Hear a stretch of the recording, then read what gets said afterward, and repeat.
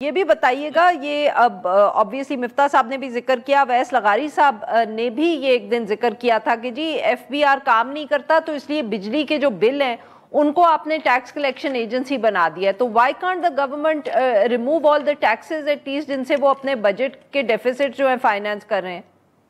बिल्कुल जी, ऐसा ही है। तकरीबन अगर 60 रुपए का आपका बिल बनता है और 35 रुपए आपकी कॉस्ट है, तो मोटा मोटा हिसाब 35 से 40% जो है वो टैक्सेस और दूसरी ड्यूटीज आपके बिल में आ रही हैं।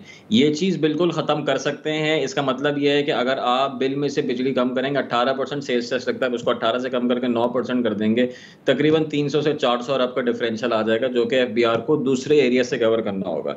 फिर सवाल उसका आता है कि क्या हम लोगों की कैपेसिटी है या विल है टैक्स को इंक्रीज करने की। अभी हो यही रहा है कि मुख्तलिफ तरीकों से इनडायरेक्ट टैक्सेस लगा के, मुख्तलिफ फीस लगा के उस निच पर पहुंच गए हैं कि आगे और बढ़ाना मुश्किल हो गया है। अगर टैक्सेस थोड़े कम कर दें, इसमें से 2-3 रुपए का रिलीफ मिल सकता है। प्रोविंसेस जो थेफ्ट है वो बर्डन अपने ऊपर ले लें, जो अपने प्रोविंशियल सरप्लसेस हैं उसमें एडजस्टमेंट करें, उससे आपको 2 से 3 रुपए का रिलीफ मिल सकता है। बहुत सारी कैपेसिटी पेमेंट्स हैं, आधी जो कैपेसिटी पेमेंट होती है तकरीबन सिर्फ वो डेट की हैं। उस डेट को अगर थोड़ी रीप्रोफाइलिंग की बात करें, थोड़ी-सी उसमें एडजस्टमेंट करें, 2 से 3 रुपए का रिलीफ यहाँ पे मिल सकता है। तो अगर एक कोऑर्डिनेटेड प्लान हो तो अच्छा खासा उस पे हो सकता है और इस पे काम हो भी रहा है। मगर ये है कि ये वो चीज़ें होती हैं जो कि ओवरनाइट नहीं हो सकती, मगर विद अ प्लान, विद एक तरीके कार के तहत अगर कंसिस्टेंसी हो, कंटिन्यूटी हो, तो ये चीज़ें हो सकती हैं मैनेज।